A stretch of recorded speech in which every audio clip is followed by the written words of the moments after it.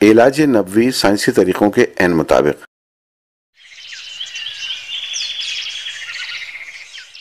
کارخانہ قدرت میں کوئی شے بیکار نہیں۔ ایک ننھے سے کیڑے جونک کی مثالی دیکھ لیجئے۔ میٹھے پانی میں پایا جانے والا یہ جاندار بے شمار بیماریوں کا علاج ہے۔ جونک بے ضرر طریقے سے خون چوسنے کی صلاحیت رکھتی ہے۔ اس کی مدد سے انسانی جسم میں موجود فاسد خون کو باہر نکالا جاتا ہے۔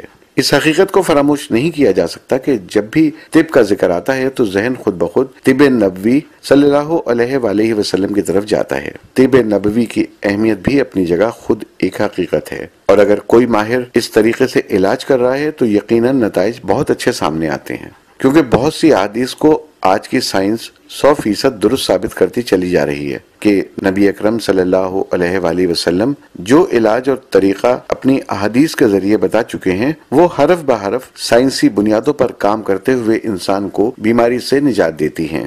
آج ہم طب نبوی کے جس طریقہ علاج کے بارے میں جانیں گے وہ ہے حجامہ۔ حجامہ کیا ہے؟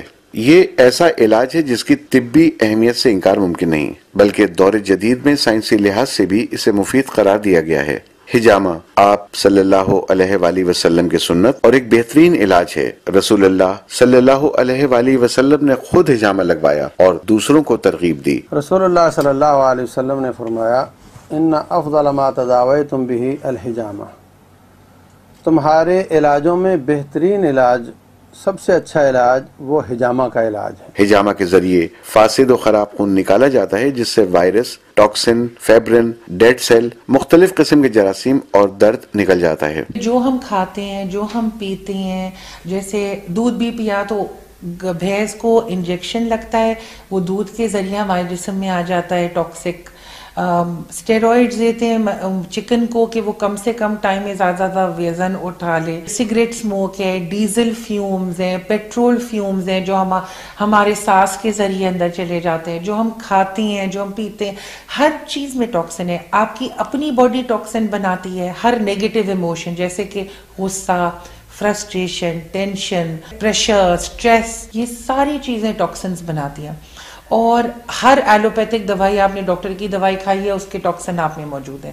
اب آپ کی باڈی بہت سارے ٹاکسنز واش آؤٹ کر دیتی ہے، لیکن بہت سارے جمع بھی ہو جاتے ہیں، اور جیسے جیسے آپ بڑے ہوتے چلے جاتے ہیں ویسے ویسے وہ جمع ہوتے جاتی ہے۔ اگر یہاں جمع ہو گئے تو آپ کے گھٹنے کام کرنا بند ہو جائیں گے، اگر یہاں جمع ہو جائے تو آپ کو سٹریس ہو جائے گا، یہاں پیچھے یہاں جمع ہو گئے تو گردے فیل ہونے کا اندیشہ ہے، یہاں جمع ہو گئے تو کولیسٹرول ہو جاتا ہے۔ تو ہر جگہ کے کو ریلیٹڈ پوائنٹس ہیں، تو جہاں جمع ہو جائیں گے وہ والا آرگن یا وہ والا جسم کا حصہ کمزور ہو اور فیل ہوتا چلا جائے گا۔ تو اللہ پاک کے فضل سے اور کرم سے حجامہ اتنی بہترین اور اتنی خوبصورت علاج ہے کہ یہ آپ کو یہ پرووائڈ کرتی ہے۔ خون کی گردش دوبارہ اپنی قدرتی حالت پر آ جاتی ہے، جبکہ حجامہ لگوانے سے کمزوری بھی نہیں ہوتی۔ طبی طور پر ہمارے خون میں ٹوٹ پھوٹ ہوتی رہتی ہے۔ خون کے خلیات، سیلز چند دنوں میں مردہ ہو جاتے ہیں، جسم میں گردش کرتے رہتے ہیں۔ اگر جگر اور گردے صحیح کام کر رہے ہوں تو وہ اس کو جسم سے باہر نکال دیتے ہیں، اور اگر فاسد خون حجامہ کے ذریعے نکال دیا جائے تو جگر اور گردے پر اضافی بوجھ کم ہو جاتا ہے اور جسم میں نیا اور تازہ خون پیدا ہوتا ہے، جس کے ذریعے انسان بہت سی بیماریوں سے محفوظ رہتا ہے۔ سارے جسم میں خون ایک وہ چیز ہے جو ہر جگہ جاتا ہے اور وہاں سے مردہ سیل اٹھاتا اور وہاں آکسیجن کی زندگی پہنچا کر کے لاتا ہے، گردے میں اس کو صاف کر کے کچرا ڈرین کر دیتا ہے۔ اس طریقے سے یہ گھوم گھوم کر پورے جسم کی صحت اور صفائی کا کام کر رہا ہوتا ہے۔ جس طرح کسی شہر میں وہاں کی بلدیہ والے کچرا اٹھانا بند کر دیں تو تعفن سے جو بیماریاں پیدا ہوں گی وہاں پر، ایسے ہی اگر جسم کے دور دراز کے کسی علاقے میں اور خاص طور پہ چمڑے کے اندر جو باریک باریک وینز ہوتی ہیں وہاں پر اگر خون کا دوران ختم ہو جائے یا کم ہو جائے، وہاں سے نہ مردہ سیل اٹھائے جاتے ہیں، نہ وہاں آکسیجن پہنچائی جاتی ہے، جس سے وہاں بیماریاں پیدا ہوتی ہیں، اور وہاں جو چھوٹے چھوٹے مسلز ہیں، پٹھے ہیں، ان کو آکسیجن کی خوراک نہیں ملتی تو مختلف قسم کی دردوں کا سبب بنتے ہیں۔ تو جب ٹریفک جام ہو جاتی ہے تو وہاں پر کپ لگا کر خون کو کھینچ کر کٹ لگا کر، اور وہ خون جو خون کی ٹریفک کو بند کرنے کا سبب بنا ہوا ہے اس کو نکال کر پھینک دیا جاتا ہے اور وہ خون کا دوران چلنا شروع ہو جاتا ہے، آکسیجن فراہم ہونے لگ جاتی ہے، جبکہ اسے لگوانے میں کوئی مضر اثرات یعنی سائیڈ ایفیکٹس بھی نہیں ہیں۔ ہجامہ یا کپ تھراپی کا تاریخی جائزہ۔ ہجامہ کوئی نیا علاج نہیں ہے بلکہ یہ ایک قدیم و مفید علاج ہے۔ آپ صلی اللہ علیہ وآلہ وسلم کی بعثت سے کافی سال قبل تقریباً دنیا کے ہر کونے پر موجود تھا اور عرب میں ہجامہ لگوانے کا بہت رواج تھا۔ یہ طریقہ علاج عہد نبوت سے بھی کئی سو سال پرانا اور اس وقت سے کامیاب طریقے سے چلا آ رہا ہے۔ ہجامہ کی ابتدا طب کی تاریخی کتب میں 5500 سال قبل مصر سے جوڑی جاتی ہے، جس میں مخصوص جانوروں کے سینگوں کو فاسد خون جمع کرنے کے برتن کے طور پر استعمال کیا جاتا تھا، جس کے باعث اسے سینگی لگوانے کا نام دیا گیا ہے، جبکہ اس کا نام علاج بالقرن یعنی ہارن تھراپی رکھا گیا تھا۔ مختلف قوموں میں ہزاروں سال سے لوگ اس کے ذریعے بہت سی بیماریوں کا علاج کرتے تھے۔ ہجامہ کی مختلف تصاویر اور علامات قدیم مصریوں کے دربار میں پائی جاتی تھیں۔ وہ مختلف طریقوں سے علاج ہجامہ کرتے تھے۔ رومی، جرمنی اور یونانی لوگ شیشے کے گلاس کے ذریعے علاج کرتے تھے اور ہندوستان کے لوگ جونک کے کیڑے کے ذریعے علاج کرتے، مگر اس طریقہ علاج کو جہالت کی دنیا میں روشنی بن کر نمودار ہونے والے رحمت للعالمین صلی اللہ علیہ وآلہ وسلم نے پسندیدگی کا درجہ دے کر بام عروج پر پہنچا دیا اور ہجامہ یا پچھنے لگوانے کے نام سے اسے منفرد شناخت عطا کر دی۔ اس حقیقت سے بھی انکار نہیں کہ یہ طریقہ علاج تحفہ معراج ہے، کیونکہ معراج کے موقع پر حضرت محمد مصطفیٰ صلی اللہ علیہ وآلہ وسلم کو نماز کے ساتھ ساتھ ہجامہ کی بھی تلقین کی گئی۔ رسول اللہ صلی اللہ علیہ وسلم فرماتے ہیں میں معراج پر گیا تو ہر آسمان پر فرشتے ملتے تھے، تو مجھے یہ نصیحت کرتے تھے کہ مر امتک بالحجامہ، اپنی امت کو حکم دو کہ وہ ہجامہ کروایا کریں۔ اب یہ طریقہ علاج دنیا بھر کے بڑے ممالک میں رائج ہو چکا ہے۔ کپ تھراپی کی تعلیم کہاں اور کیسے؟ ہجامہ چونکہ قدیم علاج ہے اور یہ گرم و سرد دونوں علاقوں میں مفید ہے۔ چین کا یہ قومی علاج ہے اور وہاں پورے ملک میں کیا جاتا ہے۔ عرب ممالک کے علاوہ جنوب مشرقی ایشیا کے ملکوں میں بھی عام ہے۔ امریکہ اور یورپ کی یونیورسٹیوں میں ان طلباء کو جو کہ متبادل طب پڑھ رہے ہیں وہ ہجامہ یا کپ تھراپی پڑھایا اور سکھایا جاتا ہے۔ آکسفورڈ اور کیمبرج یونیورسٹی میں سن 1512 عیسوی سے 1940 تک باقاعدہ اسے پڑھایا جاتا رہا ہے، مگر پھر مخصوص ذہنیت کے لوگوں نے اسے اسلامی وحشیانہ طریقہ علاج قرار دے کر اس کی تعلیم ترک کر دی۔ لیکن پھر چند سال بعد لندن میں میڈیکل پروفیشنلز نے ایک متبادل علاج اور تھراپی کے بڑھتے ہوئے رجحان کو دیکھتے ہوئے سن 2008 میں برٹش کپنگ سوسائٹی کے نام سے ادارہ بنایا، جنہوں نے پہلے 2005 میں ہجامہ پر کامیاب تحقیق کے بعد اس کے علاج سے کافی لوگوں کو فائدہ پہنچایا۔ اب کپنگ سوسائٹی کے زیر اہتمام ہر دوسرے مہینے ترکی، انگلینڈ اور سعودی عرب کے تربیتی ورکشاپ باقاعدگی سے منعقد ہوتے رہتے ہیں۔ پاکستان کے مختلف شہروں میں بھی مخصوص ماہرین اور ڈاکٹرز ہیں جو اپنے طور پر اس علم کو آگے بڑھا رہے ہیں۔ میں نے ہسٹری آف ہجامہ لکھا، پروسیجر لکھا، اس کے بعد میں نے اپنے پیشنٹس کا دیکھا رسپانس کیا ہے کیا نہیں ہے، وہ میں نے سارا ایکیومولیٹ کیا، ساری الگ الگ سائٹوں میں تھوڑی الگ الگ حدیثیں تھی وہ میں نے ساری کمپائل کی اور بک میں نے لکھی۔ رسول اللہ صلی اللہ علیہ وسلم نے فرمایا ان کان شفاء ففی ثلاث، اگر شفا ہے تو 3 چیزوں میں ہے، ایک شرطۃ محجم و شربۃ عسل والکی،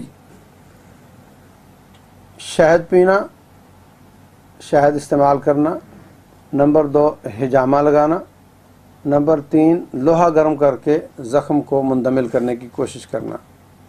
لیکن میں اپنی امت کو لوہا گرم کر کے لگانے سے منع کرتا ہوں، اس کا حکم ناپسندیدہ اور مکروہ کا ہے، مجبوری ہو تو کیا بھی جا سکتا ہے، روٹین میں لوہا گرم کر کے جسم کو نہیں لگانا چاہیے۔ آج کل جب آپریٹ کرتے ہیں تو کاویے کے ساتھ، الیکٹرک کاویے کے ساتھ ساتھ زخم کو گرم بھی کیا جا رہا ہوتا ہے تاکہ خون زیادہ نہ نکلے، یعنی یہ گرم لوہا کر کے لگانے کا طریقہ آج بھی چل رہا ہے۔ تو 2 طریقے، ایک شہد کھانا اور ایک ہجامہ، یہ بہترین علاج ہے رسول اللہ صلی اللہ علیہ وسلم کے فرمان کے مطابق۔ جناب رسول اللہ صلی اللہ علیہ وسلم اس بات کا اظہار فرما رہے ہیں کہ امت اس نقطے کو سمجھے کہ اگر علاج پہ جانا ہے، تم کسی طریقہ علاج پہ جاتے ہو، ٹریٹمنٹ موڈیلٹی پہ جاتے ہو، تو ہجامہ اختیار کرو۔ کپ تھراپی کیوں کی جائے؟ انسانی عادت ہے کہ کوئی بھی کام کرنے سے پہلے یہ ضرور سوچتا ہے کہ اس میں میرا فائدہ کیا ہے. اسی طرح یہ سوال اہم ہے کہ کب تھراپی کا فائدہ کیا ہوگا اور کیوں کی جائے. چلتے اچانک میری پیٹھ میں اتنی شدت کی تکلیف ہوئی کہ مجھے بیچ مال میں بیٹھ جانا پڑا. مجھے امبیرسمنٹ بھی ہوئی کہ یہ مجھ سے کھڑا نہیں ہوا جا رہا, اتنی تکلیف ہو رہی ہے. میں نے حجامے لگوائے, اس کے بعد مجھے بہت فائدہ ہوا. میری تکلیف کا ٹائم جو ہے وہ کم سے کم ہوتا گیا, اور اب تو ماشاءاللہ 3.25 سال سے مجھے کبھی تکلیف سے کبھی نہیں ہوتی, نہ مجھے کبھی بیٹھنا پڑتا ہے تکلیف سے. میں بالکل ماشاءاللہ الحمدللہ بالکل پین فری ہو گئی. یہ اللہ کا کرم ہے, یہ اللہ کی رحمت ہے میرے اوپر. یقین جانیں اس کے اندر جو سکسیس ریٹ ہے وہ 80 to 90% ہے. ہم اس علاج کو علم کے ذریعے کرتے ہیں, لیکن علم کی بنیاد پہ نہیں کرتے, عقیدے کی بنیاد پہ کرتے ہیں. چونکہ صحت کا معاملہ ہے تو سوال انتہائی اہمیت اختیار کر جاتا ہے. تو اس کے جواب میں کچھ عام فائدے یہ ہیں کہ اس طریقہ علاج سے خون صاف ہو جاتا ہے, شریانوں پر اچھا اثر پڑتا ہے, پٹھوں کے اکڑاؤ کو ختم کرنے کے لیے مفید ہے, درد گردہ, دمہ اور پھیپڑوں کے امراض اور دل کے لیے مفید ہے, سر درد, درد شقیقہ اور دانتوں کے درد کو آرام دیتا ہے, آنکھوں کی بیماریوں میں مفید ہے, فشار خون میں آرام پہنچاتا ہے, کندھوں, سینہ, پیٹ کے درد میں مفید ہے, کاہلی, سستی اور زیادہ نیند آنے کی بیماریوں میں مفید ہے, ناسور, کیل مہاسوں اور خارش میں مفید ہے, زہر خوارنی میں مفید ہے, مواد بھرے زخموں کے لیے مفید ہے, الرجی میں مفید ہے, رحم کی بیماریوں اور ماہواری کے لیے مفید ہے. جو لیڈیز ہیں جن کو سروائیکل پرابلم ہے, اسپونڈلائٹس ہے, فروزن شولڈر ہے, لوور بیک پین ہے, شیاٹیکا پین ہے, آرتھرائٹس کی وجہ سے گھٹنے نہیں چل رہے, یہ اس میں جو حجامے کا رزلٹ ہے وہ ڈرامیٹک ہے. تقریباً 5-6 سال پہلے میرے جوائنٹس میں بہت تکلیف تھی. گھٹنوں کی حالت یہ اب ہو گئی تھی چونکہ ویٹ بڑھتا جا رہا تھا. ویٹ کم کرنے کے لیے دوڑنا بھاگنا یہ سب پاپڑ بیل رہی تھی, لیکن فائدہ یوں نہیں ہو پا رہا تھا کہ میرے ہڈیاں کمزور ہوتی جا رہی تھیں. پھر میری چھوٹی بہن ہے جسے حجامہ کے بارے میں کافی معلومات تھی, پھر انہوں نے مجھے میری حجامہ کیا. الحمدللہ میرے حجامہ کرنے سے میرے جوائنٹس میں کافی تقویت مجھے ملی اور میں چلنا پھرنا میرا کافی بہتر ہو گیا. میں زمین پہ بالکل نہیں بیٹھ سکتی تھی, اب الحمدللہ میں کھانا بیٹھ کے زمین پہ کھاتی ہوں. سیڑھیاں میں بالکل نہیں چل سکتی تھی, الحمدللہ اب میں سیڑھیاں بھی چڑھ لیتی ہوں. پلس یہ مجھ میں کافی یعنی توانائی سی محسوس ہونے لگی. لوگ دوائیوں اور گولیوں کو زیادہ ریفر کرتے ہیں, تو مجھے چونکہ حجامہ سے اتنا فائدہ ہوا ہے کہ میں سمجھتی ہوں کہ لوگ جو دوائیوں کے پیچھے بھاگتے ہیں وہ اپنے ویسٹ آف منی بھی ہیں اور ویسٹ آف ٹائم بھی ہے. تو بجائے دوائیوں کے, چونکہ میں نے خود اپنے اوپر حجامہ آزمایا ہے اور مجھے کافی ریلیف ملا ہے اس حجامے کے توسط سے. چونکہ میرے گھٹنوں میں درد تھا, میں چل نہیں سکتی تھی, مجھے بہت سی تکلیفیں تھیں, اور حجامہ صرف ایک بیماری کے نظریے سے میں نے کیا ہے, اور مجھے جو افادیت ملی ہے, جو مجھے فائدہ ہوا ہے, وہ مجھے کئی بیماریوں کو محسوس ہوا ہے. گھٹیا اور عرق النساء میں مفید ہے. جسم کے کسی حصے میں درد ہو تو اس جگہ لگانے سے فائدہ ہوتا ہے. بہت زیادہ میرے سر میں درد رہنے لگا تھا, اور میرا جو ہے نا وہ بلڈ جب جو ہے نا وہ زمین پہ میں پاؤں رکھتی تھی تو مطلب مجھے کرنٹ سا محسوس ہوتا تھا. میرا ہاضمہ بھی خراب ہو گیا تھا, خارش کا بھی میرا بہت مسئلہ تھا. حکمت سے مجھے تھوڑا بہت فائدہ ہوا تھا, لیکن مکمل طور پہ میں ٹھیک نہیں ہو پائی تھی نا, اور سوجن بھی بہت رہتی تھی. پھر مجھے حجامہ کے بارے میں علم ہوا کہ اس طریقے سے علاج ہوتا ہے, خاتون ہیں جو وہ کرتی ہیں. پھر میں نے اس کی معلومات کی, اسی طریقے سے میں نے جو ہے نا وہ اپنا علاج پہ شروع کیا آہستہ آہستہ, تو مجھے بہت فرق پڑا نا. تو پھر میری دلچسپی بڑھی کہ جب میں نا امید ہو گئی تھی اور اللہ تعالیٰ نے اس سنت طریقہ علاج سے مجھے شفا دیے. صحت یاب لوگ بھی کرا سکتے ہیں کیونکہ یہ سنت ہے اور اس میں بیماریوں سے بچاؤ ہے. ماہرین کے تجربے کے مطابق جن امراض میں لوگوں کو شفا حاصل ہوئی ان میں قابل ذکر خاص طور پر درد سر, ٹینشن کی وجہ سے درد سر, ڈپریشن, درد شقیقہ, کندھوں کا درد, گردوں کا درد, بلڈ پریشر, سر چکرانا, کان میں آوازیں آنا, کمر کا درد, عرق النساء, ایڑی کا درد, ٹانگوں کا درد, نفسیاتی امراض, جادو, سحر, برس, الرجی وغیرہ جیسے امراض شامل ہیں۔ 4 پوائنٹ اگر آپ کولیسٹرول کے لگائیں گے 3 مہینے تک 4 مہینے تک، پہلے آپ اپنا لپڈ پروفائل کرا کے دیکھ لیں، 3 یا 4 سٹنگ کرانے کے بعد دیکھیں تو وہ ڈراسٹکلی فال ہو جائے گا۔ کپ تھراپی یا ہجامہ سے متعلق احادیث مبارکہ۔ ایک روایت میں ہے کہ حضور اقدس صلی اللہ علیہ وسلم نے فرمایا، ہجامہ کروانا دواؤں سے بہتر ہے، تمہاری دواؤں میں سب سے بہترین دوا یعنی علاج ہجامہ ہے۔ البخاری و مسلم، بخاری 5696، مسلم 4122۔ یہ حدیث مبارکہ ایک بہت اہم نقطہ ثابت کرتی ہے کہ ہجامہ میں ہر اس مرض کا علاج ہے جس مرض کی دوا ابھی تک دریافت نہیں کی جا سکی، جیسا کہ لوگ ایڈز کو لا علاج قرار دیتے ہیں یا پھر ڈینگی فیور کا مستند اور مستقل علاج دریافت نہ ہو سکا۔ آج ایسی بیماریاں آ گئی ہیں جو میں سمجھتا ہوں اللہ تعالیٰ کی سزا کے طور پر ہیں، جیسے ایڈز وغیرہ ہے، جو مختلف قسم کی اللہ کی نافرمانیاں کرنے کے نتیجے میں آ رہی ہیں۔ ان سے توبہ کرنی چاہیے، باز آ جانا چاہیے، اور اس کے بعد اگر یہ طریقے علاج اپنائے جائیں تو کبھی امید ہے کہ اللہ تعالیٰ ان کو ضرور شفا دے گا، کیونکہ رسول اللہ صلی اللہ علیہ وسلم نے فرمایا، ما انزل اللہ من داء الا انزل له شفاء، اللہ نے کوئی بھی بیماری پیدا نہیں کی جس کی شفا پیدا نہ کی ہو۔ تو ایک طریقہ علاج میں اگر نا امیدی ہے تو دوسرا طریقہ علاج، تیسرا طریقہ علاج، اور ان میں سب سے بہترین نبی صلی اللہ علیہ وسلم کی زبانی کہ وہ ہجامہ ہے۔ اسامہ بن شریک رضی اللہ تعالیٰ عنہ روایت کرتے ہیں کہ رسول صلی اللہ علیہ وسلم نے فرمایا، اے اللہ کے بندو، اپنی بیماریوں کا علاج کراؤ، کیونکہ اللہ تعالیٰ نے کوئی مرض ایسا پیدا نہیں کیا جس کا علاج نہ ہو، صرف ایک مرض ایسا پیدا کیا ہے جس کا علاج نہیں ہے، صرف ایک مرض، یعنی مرض الموت۔ الترمذی 2038، ابو داؤد 3857۔ کپ تھراپی کے طریقے و اقسام۔ ہجامہ عموماً 3 طریقوں سے کیا جاتا ہے۔ نمبر 1 جوک لگوانا، نمبر 2 بذریعہ آگ یعنی فائر کپنگ، اور نمبر 3 کپ تھراپی۔ اب کپ تھراپی کی بھی مختلف اقسام ہیں، جس میں خشک ہجامہ یا ڈرائی کپنگ، اس میں جسم کے مختلف جگہوں پر جہاں درد ہو وہاں پر بغیر کسی کٹ کے ہجامہ کیا جاتا ہے۔ دوسری قسم میں مساج الہجامہ، میسج اینڈ موونگ کپنگ، اس میں مریض کے جسم پر زیتون کا تیل لگا کر کپ کے ذریعے مختلف جگہوں پر بغیر کسی کٹ کے مساج کیا جاتا ہے۔ ان دونوں قسموں میں کسی وقت یا دن کی قید نہیں ہے۔ ان دونوں قسموں سے بیماریوں میں عارضی فائدہ پہنچتا ہے، اور یہ دونوں قسمیں سنت میں شامل نہیں ہیں۔ تیسری قسم جو کہ سنت رسول صلی اللہ علیہ وآلہ وسلم ہے، وہ ہے بلڈ کپنگ۔ اس ہجامہ میں جسم کے مختلف جگہوں اور حصوں پر جہاں ضرورت ہو بلیڈ کے ذریعے کٹ لگا کر فاسد خون نکالا جاتا ہے۔ اس میں ہر بیماری کا علاج ہے۔ یہ کسی ماہر تھراپسٹ یا ڈاکٹر سے لگوانا چاہیے جس نے باقاعدہ اسے سیکھا ہو اور پریکٹس کسی ماہر استاد کی زیر نگرانی کی ہو۔ ان قسموں کے علاوہ آج کل اور بھی بہت سی ہجامہ کی صورتیں منظر عام پہ آ رہی ہیں، جن میں ہربل کپنگ یعنی جڑی بوٹیوں کے ذریعے، شعاؤں اور لیزر کے ذریعے، واٹر کپنگ پانی اور بخارات کے ذریعے، مقناطیس کے ذریعے، میگنیٹ کپنگ سوئی کے ذریعے، نیڈل کپنگ وغیرہ۔ اگر کوئی شخص محض اس کے اوپر کٹ نہ لگائے اور باقی سارے مراحل پورے کر دے، وہ ہجامہ نہیں کہلائے گا۔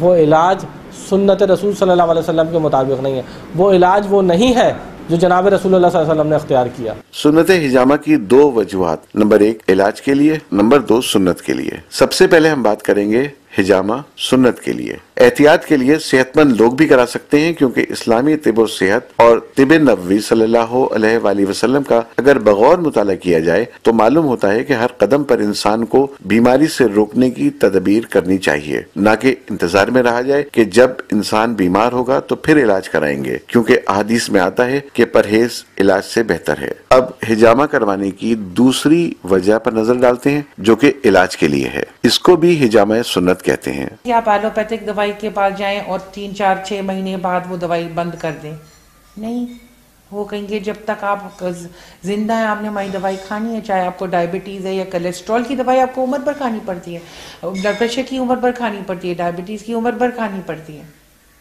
تو یہ اتنا بہترین علاج ہے کہ آپ علاج کرائیں اور آپ کو نجات ہو جاتی ہے، اور پھر 3 4 دفعہ ہجامے لگانے کے بعد وہ تکلیف چلی جاتی ہے۔ مطلب ایلوپیتھک میں تکلیف از دیر، وہ صرف آپ کا پین کٹ کرتے رہتے ہیں، چاہے وہ لیور پہ یا گردوں کو نیگیٹو افیکٹ کرے، ان کو پرواہ نہیں ہے، بس وہ پین، لیکن پین وہیں کا وہیں ہے۔ جس وقت مریض کو اس کی ضرورت ہو اس کو لگایا جا سکتا ہے۔ اس سے نفع و فائدہ ہوگا، نقصان کا سوال ہی پیدا نہیں ہوتا۔ میں گھر کے اندر گر گئی تھی اور میرے ہاتھ کی کلائی ٹوٹ گئی تھی، پھر میرا ہاتھ ایسا ٹیڑھا ہو گیا تھا۔ میں نے ڈاکٹر کو دکھایا، اس نے پلاسٹر لگایا 15 دن کا، اس کے بعد اور پھر 15 دن کے بعد 1.5 مہینے کا لگایا، اس کے بعد کھلا جب پلاسٹر تو میرا ہاتھ ایسا ہی تھا، صحیح نہیں ہوا تھا۔ تو پھر میں نے ڈاکٹر کو دکھاتی رہی 3-4 مہینے، اس نے کہا کہ آپ کا عمر کا تقاضا ہے تو ایسا ہی ہاتھ رہے گا۔ میں کہا اللہ یہ کیسے ہو سکتا ہے کہ میرا ہاتھ اس طرح ہی رہے۔ پھر میں اس کے جڑے کے پاس گئی، اس سے کرایا، ہومیوپیتھک کا علاج کرایا، کسی سے مجھے صحیح نہیں ہوا۔ پھر مجھے یہ ہوا کہ کسی نے کہا کہ آپ یہ حجامہ کے ذریعے کرائیں نا، تو میں اللہ کے حکم سے سنت طریقہ علاج کرائی، تو میرے ہاتھ 1 مہینے میں تھوڑا سا اس طرح ہوا، پھر دوسرے مہینے میں صحیح ہوا، تیسرے مہینے میں اللہ کے کرم سے میں نے اس ہاتھ سے آٹا بھی گوندا، سب کام اسی ہاتھ سے میں نے کیا، اور اللہ کا کرم ہے کہ ابھی تک میرے ہاتھ میں کوئی درد نہیں ہے اور میرا ہاتھ سیدھا ہو گیا ہے۔ اس میں ہم لوگوں کو عام طور پہ یہ کہتے ہیں کہ آپ دیکھیں اپنا جو آپ کے پاس ٹیسٹ رپورٹس ہیں ان کو آپ محفوظ رکھیں، 1 مہینے 2 مہینے اپنے آپ حجامہ کروائیں، جب اس کے بعد آپ سمجھتے ہیں کہ ہاں اب آپ کی طبیعت میں کچھ بہتری آ رہی ہے، پھر آپ اپنی دوبارہ رپورٹس کروا کے اور اس کو ڈاکومنٹ کے طور پر آپ محفوظ رکھ سکتے ہیں کہ حجامہ سے پہلے میرے کیا مسئلے مسائل تھے یا میری رپورٹس کس طرح کی تھیں، اور اب حجامہ کے بعد میری رپورٹس کیا آئی ہیں۔ احرام کی حالت میں نبی نے حجامہ کروایا۔ علاج کے موقع پر اگر ضرورت ہو تو اس وقت ایمرجنسی کے طریقے اختیار کیے جائیں، یعنی فوراً حجامہ لگوائیں۔ 1976 میں میرا ایکسیڈنٹ ہو گیا تھا، اس کے نتیجے میں میرے دونوں ہاتھ ٹوٹ گئے تھے۔ لیٹ 80s میں پھر میرا کار ایکسیڈنٹ ہوا جس میں میرے نیک اینڈ بیک ہرنیٹڈ ڈسک ہو گئی، اور اس کے نتیجے میں میرے ہاتھ میں نمنس ہونے شروع ہو گئی اور کمزور ہونے شروع ہو گئے۔ یہ آپ دونوں ہاتھوں میں دیکھ سکتے ہیں کہ یہاں پر گیپ نہیں ہے، یہ دبتا گیا اور اتنا کمزور ہوتا گیا کہ میری انگلی اور یہ میرا انگوٹھا بالکل کام کرنا تقریباً چھوڑ چکے تھے، جس کی وجہ سے میں اپنے ناخن بھی نہیں کاٹ سکتا تھا۔ سرجری کے لیے ڈاکٹر نے کہا، لیکن انہوں نے کہا کہ اس میں کوئی گارنٹی آپ کو نہیں دیتا کہ آپ کا ہاتھ سرجری سے بھی ٹھیک ہو جائے گا۔ اس کے لیے میں نے حجامہ کرانا شروع کیا۔ انہوں نے مجھے 4 ڈیفرنٹ پوائنٹس پہ کپس لگائے، اور اس سے الحمدللہ مجھے اتنا افاقہ ہوا کہ میری انگلیوں میں موومنٹ آ گئی۔ الحمدللہ میرے ہاتھوں میں آج گرپ ہے، آج میں ناخن کاٹ سکتا ہوں، اور میں اپنے ہاتھوں سے وہ کام کر سکتا ہوں جیسے بٹن لگانا، اور کوئی کام نہیں کر سکتا تھا۔ میں دن بہ دن کمزور ہو رہے تھے، تو الحمدللہ رب العالمین مجھے اللہ سبحانہ وتعالیٰ نے حجامہ کی وجہ سے شفا دی ہے۔ حجامہ کے خاص دن۔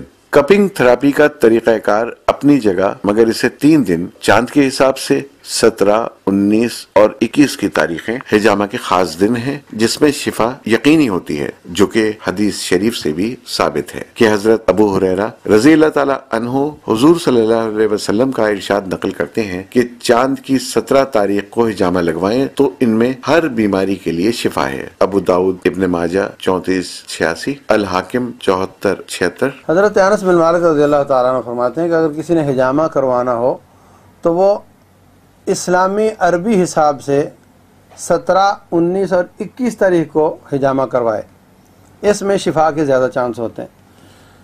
تاریخ عربی کی مغرب سے شروع ہوتی ہے، تو 16 اور 17 کے بیچ کی رات کی جو مغرب ہے اس کے بعد 17 شروع ہو جاتی ہے، تو 16 کے بعد جو مغرب آئے گی وہاں سے جو 17 کے بعد مغرب آئے گی وہاں تک یہ 17 تاریخ ہے۔ اسی طرح 19 تاریخ اور 21 تاریخ، تو ان دنوں میں کوشش کرنی چاہیے کہ حجامہ کروایا جائے۔ اگر کوئی مجبوری ہو تو کسی تاریخ میں بھی کروا لے، اکثر اوقات اللہ تعالیٰ عافیت دے دیتا ہے، لیکن جو زیادہ بہتر دن ہیں رسول اللہ صلی اللہ علیہ وسلم کے فرمان کے مطابق وہ 17، 19 اور 21 عربی اسلامی حساب سے۔ کپنگ تھراپی کتنی عمر میں اور کتنی بار؟ حجامہ ہر عمر میں لگوایا جا سکتا ہے، مگر معمر اور زیادہ کمزور بوڑھے حضرات کو حجامہ لگاتے وقت احتیاط کرنی چاہیے۔ میرے دانتوں میں مسئلہ ہوا اور میرے مسوڑوں میں سوجن اور خون آنا، اور اس طرح میرے دانتوں میں بہت تکلیف رہی، اور آہستہ آہستہ کر کے میری داڑیں خراب ہونی شروع ہوئیں، اور پھر ایک کے بعد ایک اس طرح تقریباً میرے کافی عرصے میں جیسے بہت سال لگے اس میں کہ ایک ایک کر کے میرے دانت نکلتے گئے نا. اسی دوران میری شادی بھی ہوئی, بچے بھی ہوئے, تکلیف سہتی رہی, ڈاکٹروں کے پاس جاتی رہی. وہ کہتے تھے کہ بھائی یہ تو ہوتا ہے اس طرح. علاج تو میرے چل ہی رہے تھے, ایلوپیتھک علاج چل رہے تھے, اس میں پھر ہومیوپیتھک بھی کروایا, پھر حکمت کے ذریعے میں نے علاج کروایا. پھر اس طرح تکلیف بڑھتے بڑھتے بڑھتے بڑھتے آخر لوگوں نے کہا کہ بھائی ہو سکتا ہے کوئی جادو آسیب یا نظر اس طرح سے کوئی چیز ہے, تو روحانی علاج بھی میرے ہوئے. پھر اس کے بعد جو ہے نا وہ مجھے حجامہ کے ذریعے علاج کے بارے میں پتہ چلا, اور پھر مجھے اطمینان یہ ہوا کہ یہ سنت طریقہ علاج ہے. تو اطمینان تو ہوا, لیکن پھر بھی مجھے اس پروسیس سے ذرا ڈر لگ رہا تھا کہ میں اس کو کیسے کرواؤں گی. لیکن میں نے میرے دل میں ایک ایمان کی کیفیت جاگی, اور میں نے کہا کہ نہیں, مجھے سنت رسول ہے تو میں کر لوں. اتنا کچھ کیا ہے تو کچھ فرق نہیں پڑا ہے, تو میں انشاءاللہ کوشش کروں گی اور برداشت کروں گی اگر تکلیف ہوگی تو. اور میں نے اس چیز کو کیا. مجھے بخار چڑھا, 3 دن میری بہت طبیعت خراب رہی, لیکن یہ کہ میں نے اس علاج سے پھر مطلب اس کو چھوڑا نہیں. اور 3 دن بعد مجھے اتنا سکون ملا کہ جیسے کوئی بھاری بوجھ میرے سر سے ہٹ گیا ہو. صحت مند جسم والے حضرات کو حجامہ لگوانا چاہیے, کیونکہ خون نکلوانے والا انسان ہمیشہ تندرست رہتا ہے اور ہر بیماری سے محفوظ رہتا ہے. میں نے 94 ایئر اولڈ ایک آدمی کا کیا, 94 سال, اور وہ ابھی بھی حیات ہیں الحمدللہ, اینڈ از فائن. 5 سال کے بچے کا بھی ہم نے کیا, لیکن عموماً ہم 10 سال کے بچے سے, کیونکہ بچہ اتنا کمپوز ہو کہ وہ اس علاج کے طریقے کو صحیح طرح سمجھ کے ہمارے ساتھ کوآپریٹ کرے. اگر مریض ایک بار حجامہ سے ٹھیک نہ ہو تو 3 سے 7 دفعہ حجامہ کرانا چاہیے. 3-4 سال پہلے میرے گردے میں درد اٹھا, تو ڈاکٹروں کے پاس گئے, میرے پیروں میں سوجن تھی. انہوں نے کہا آپ پورا ارینج کر لیں, خون کا بھی کر لیں, گردے کا بھی کر لیں, آپ کی بائپسی ہوگی اور آپ کو اسی حالت میں آپ کا گردہ دوسرا بدلی ہوگا. تو پھر ہے نا بہن کو ساتھ لے گئی, اس نے کہا مجھے کچھ نہیں کرانا, آپریشن یا نہ بائپسی کرانی ہے, نہ مجھے ہاسپٹل سے اسی طرح ڈاکٹر کو ایک کو دکھایا, چھوٹی ڈاکٹر, بڑے ڈاکٹر کے پاس جانے ہی نہیں دیا. اس نے مجھے لے کے گھر آ گئے. اسی دن انہوں نے میرا حجامہ کیا. 21 پوائنٹ مجھے لگائے انہوں نے دن میں, وقفے سے کھلاتی تھی, پھر سلا دیں, پھر حجامہ کریں, 8-10 پوائنٹ لگائے, پھر 8-10 پوائنٹ لگائے. اس طرح میں پورا دن ان کے پاس رہی, دن اور رات دونوں. اس کے بعد 3 مہینے مسلسل میں نے اسی طرح کرایا. اس کے بعد میں نے ٹیسٹ سارے دوبارہ کروائے, تو میری رپورٹیں صاف آئیں سب 3 مہینے میں. اب میری طبیعت بھی صحیح ہے, میرا بی پی بھی ہائی رہتا تھا وہ بھی کم ہو گیا, صحیح ہو گیا. 2009 کے اندر اتفاق سے مجھے کینسر ڈائگنوز کیا ڈاکٹرز نے. جب میرا CT اسکین ہوا تو پتہ چلا کہ کینسر ہے, اس کو آپریشن کرنا پڑے گا. پھر آپریشن کیا گیا تو تقریباً کوئی 16 کے قریب میرے جو ہیں وہ اسٹمک سے ٹیومرز نکلے, اور اس کی وجہ سے میرا پورا جو اسٹمک تھا وہ بھی تقریباً جو ہے وہ خراب ہو چکا تھا. تو اس کی وجہ سے تقریباً 75% میرا میدا جو ہے وہ ڈاکٹرز کو نکالنا پڑ گیا. تو اس کے بعد جو ہے ظاہر سی بات ہے پرابلمس مسائل کافی شروع ہو گئے تھے, طبیعت ظاہر سی بات ہے اسٹمک نکلنے کی وجہ سے. پھر اسی دوران تقریباً جو ہے وہ ہمارے ایک جاننے والے صاحب نے جو ہے مجھے بتایا کہ بھائی اس بیماری کے ساتھ ساتھ آپ بے شک آپ دوائیں لیتے رہیں جو بھی آپ کے ڈاکٹرز دے رہے ہیں, لیکن اگر ساتھ میں آپ حجامہ کروا کے دیکھ لیں, کیونکہ سنت کا ایک طریقہ علاج ہے. اور کینسر کے کافی سارے جو پیشنٹس ہیں وہ اس سے مطلب ریکور بھی ہوئے ہیں اور بہت بہتری بھی ان کو ہے. بلکہ جن صاحب نے مجھے اتفاق سے مشورہ دیا تھا ان کو گردن کا ہی کچھ پرابلم تھا, کینسر ہوا تھا, اور الحمدللہ وہ بھی پھر بالکل ٹھیک تھے. جس ٹائم پہ وہ مجھے لے کے گئے ہیں حجامہ کروانے کے لیے, تو آپریشن کے فوراً بعد تقریباً 1.5 مہینے بعد ہی میں نے جو ہے وہ حجامہ کروانا شروع کر دیا تھا. اور پھر اللہ کا شکر ہے کہ اس کی وجہ سے نہ تو مجھے فوری طور پہ کسی قسم کی کوئی پریشانی کا سامنا ہوا, یعنی کہ ایک چیز ہوتی ہے کہ حجامے کی وجہ سے کوئی تکلیف ہوتی یا پریشانی ہوتی مجھے, یا کمزوری کی وجہ سے کہ میرا میدا نہیں تھا. شاید ڈاکٹرز بھی پریشان تھے کہ کر سکیں گے یا نہیں کر سکیں گے جو کر رہے تھے. لیکن یہ کہ اللہ کا شکر ہے اس تمام تر کنڈیشن کے باوجود بھی حجامہ کرایا تو کسی بھی قسم کی کوئی پریشانی کا سامنا نہیں ہوا. بلکہ اللہ کا شکر یہ ہے کہ اس کے بعد جو ہے ایک مستقل جو ہے وہ میری طبیعت میں کسی نہ کسی سینس میں بہتری رہی ہے. نہیں کہ ٹیومرز آج بھی میرے جسم کے اندر ایک آدھ موجود ہے, اور دوا بھی میں اس کے لیے لیتا بھی ہوں, اور کبھی نہیں بھی لیتا, لیکن اس سے اتنا زیادہ کوئی پرابلم نہیں پڑتا. لیکن یہ ہے کہ اس کے بعد مسلسل میں نے ہر مہینے کا جو ہے وہ اپنا حجامہ وہ میں نے جاری رکھا, اور جس کا نتیجہ یہ ہے کہ اللہ کا شکر ہے میں آج مطلب بالکل ٹھیک نہیں, لیکن تقریباً اللہ کا شکر ہے کہ اپنی تمام تر ایکٹیویٹیز کو جاری رکھ سکتا ہوں اور کرتا بھی رہتا ہوں, اور اس میں مجھے کسی قسم کی پریشانی کا سامنا نہیں ہوتا. تو یعنی کہ حجامے کا ایک طریقہ تو یہ بھی تھا کہ سنت کا ایک علاج ہے. مطلب بہت سارے لوگ صرف سنت کے حوالے سے بھی اس کو قبول کرتے ہیں کہ سنت ہے, اور ہم ایک سنت کو پوری کر لیتے ہیں.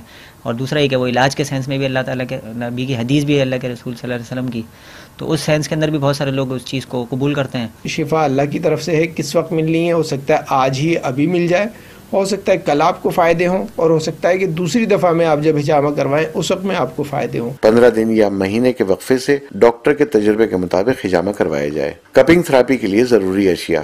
ہر طریقہ علاج کے لیے حجامہ یا کپنگ تھراپی کے بھی کچھ مخصوص لوازمات ہوتے ہیں، جن میں دستانے جو صرف ایک مرتبہ استعمال کیے جاتے ہیں، ویکیوم پمپ، ٹیشو پیپر، نیا ریزر بلیڈ، گلاس یا کپ جو کہ حجامہ کی جگہ پر فاسد خون جمع کرنے کے لیے لگایا جاتا ہے۔ احتیاطی تدابیر۔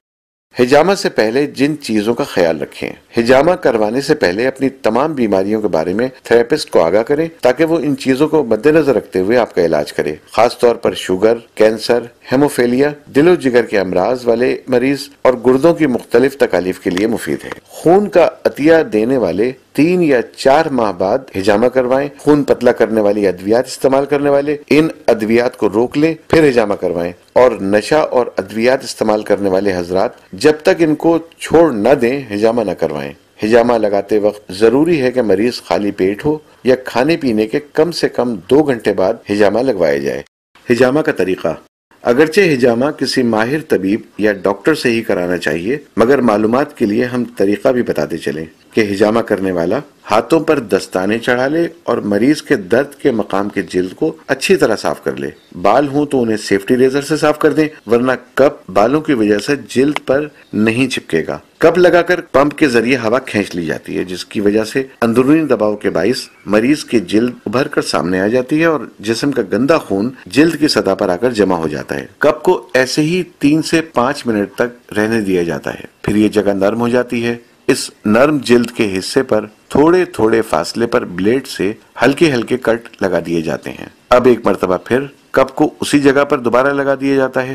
پمپ سے کپ کی ہوا کھینچ لینے سے دباؤ کے باعث کٹ کے اندر سے خون رس رس کر کپ میں جمع ہونا شروع ہو جاتا ہے۔ کپ کو اسی حالت میں کچھ دیر رہنے دیا جاتا ہے اور گندا خون جمع ہو جانے کے بعد پھر گلاس کو الگ کر دیا جاتا ہے۔ کچھ لوگ انجیکشن لگوانے سے جیسے ڈرتے ہیں، تو اسی طرح سے وہ حجامہ سے بھی ان کا ایک خوف ہوتا ہے کہ یہ کٹ لگے گا باڈی کے اندر ہماری، تو اس سے بہت زیادہ تکلیف ہوگی یا نقصان ہوگا یا کٹ صحیح نہیں ہوگا، اس طرح کی چیزیں ہوتی ہیں۔ جب وہاں پہ ہم کپ لگا کے اور سکنگ کرتے ہیں تو آس پاس کے ایریے کی ساری سرکولیشن جو ہوتی ہے وہ وہاں پہ کھنچ کر ٹاکسنز جمع ہو جاتے ہیں۔ اور ایک عام مثال ہے اس کی کہ آپ اگر کسی بھی اپنی انگلی کو بھی دبا کے تھوڑی سی دیر رکھیں گے تو جب وہاں کی سرکولیشن رکتی ہے تو وہاں پہ وہ ایک ایسی کیفیت ہو جاتی ہے کہ وہ جیسے سن ہو گیا ہے۔ تو یہی کیفیت اس میں بھی ہوتی ہے کہ وہ وہاں پہ سرکولیشن رکنے کی وجہ سے اور وہ کھچاؤ آنے کی وجہ سے وہاں پہ تھوڑی سی دیر کے لیے ایسی کیفیت ہو جاتی ہے کہ وہ حصہ تھوڑا سا ایسا ہو جاتا ہے کہ وہاں پہ جب کٹ لگائے جاتے ہیں تو وہ محسوس نہیں ہوتا کہ اس سے کوئی تکلیف ہوئی ہو یا کوئی چیز ایسی ہوئی ہو، اور حقیقت میں بھی اس سے تکلیف نہیں ہوتی، صرف چند سیکنڈ کی ایسی چبھن ہوتی ہے یا ایسا لگتا ہے کہ جیسے کسی نے کسی تیز چیز سے خارش کی ہے یا چیونٹی نے جیسے کاٹا ہے، اس طرح کی معمولی سی تکلیف ہوتی ہے۔ حجامہ یا کپنگ تھراپی کراتے وقت کی دعا۔ حجامہ کرتے اور کراتے وقت آیت الکرسی پڑھا جاتا ہے۔ اس کی وجہ یہ بتائی جاتی ہے کہ حضرت علی بن ابی طالب رضی اللہ تعالیٰ عنہ سے روایت ہے کہ رسول اللہ صلی اللہ علیہ وسلم نے ارشاد فرمایا کہ جس شخص نے حجامہ کراتے وقت آیت الکرسی پڑھی تو اس کو حجامہ کرانے کا مکمل فائدہ حاصل ہوگا۔ ابن کثیر۔ حجامہ کے بعد کپنگ تھراپی کے بعد کیا کرنا چاہیے؟ یہ سوال بھی اپنی جگہ اہم ہے۔ اس کے جواب میں رسول اللہ صلی اللہ علیہ وسلم نے فرمایا ہے کہ اپنے مریضوں کا علاج صدقے سے کرو، اس لیے مریض یا کپنگ تھراپی کرانے والا کچھ صدقہ کر دے۔ شکرانے اور شفا کی نیت سے 2 رکعت نفل پڑھ لیں کہ اللہ تعالیٰ نے ہمیں سنت پر عمل کرنے کی توفیق نصیب فرمائی۔ حجامہ والی جگہ پر شہد یا زیتون کا تیل لگائیں۔ علاج کی ہوئی جگہ پر چند گھنٹے تک صابن اور شیمپو نہ لگائیں اور اپنے جسم کو ایئر کنڈیشن اور ٹھنڈی ہوا سے محفوظ رکھیں۔ اگر تھکاوٹ یا نیند محسوس ہو تو آرام کرنے کا مشورہ دیں۔